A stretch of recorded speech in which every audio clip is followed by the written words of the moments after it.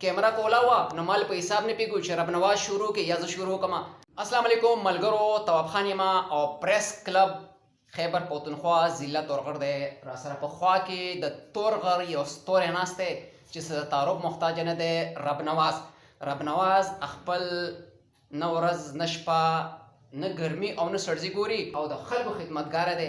کیمرا کولا وا نه مال په حساب نه پیګو چې رب نواز شروع کې یا ز شروع کما. رب نواز صاحب موږ جذبات راغلي، تاسو موږ له دومره عزت راکو، تاسو ډیره زیات شکریا ادا کوو. لکه په الفاظو کې نشو ادا کولی. ته زمونږ کتونکو ته خلکو ته څه پیغام ورکای په دې ویډیو کې؟ بسم الله الرحمن الرحیم.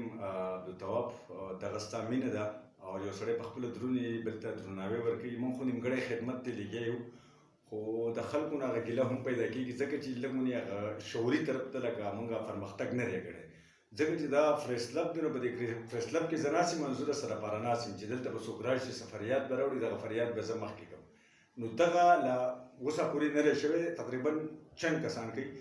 اور باقي ستا مینه ده، ته دغه مینې دلته راورسولې او مینه په تلو راتلو زیاتېږي. کله راځه کله به زه درځم. نو موږ به دغه یو بل له مینه ورکوو. موږ نور یو بل له څوک هم څه نشي ورکولی. که نن سبا وګورې یو سړی هغه وایي اخري وخت کې باید یو سړی په خپلو خورو کې ډوبي.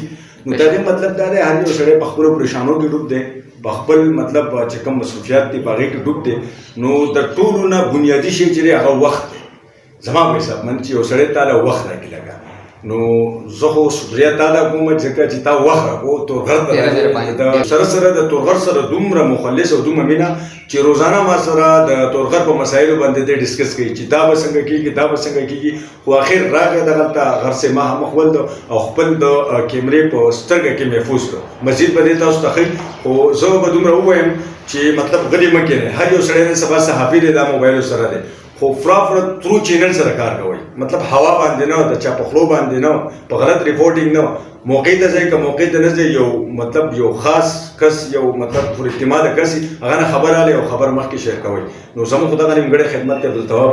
ډېره مننه چې تاسو راغلئ. یو ځلې بیا موږ د رب نواز شکریا ادا کوو. په خپل ور په خپلو دواګانو کې یاد ساتئ. میلاویږو به په بله نوې ویډیو کې. ډېره مهرباني، ډېره شکریا.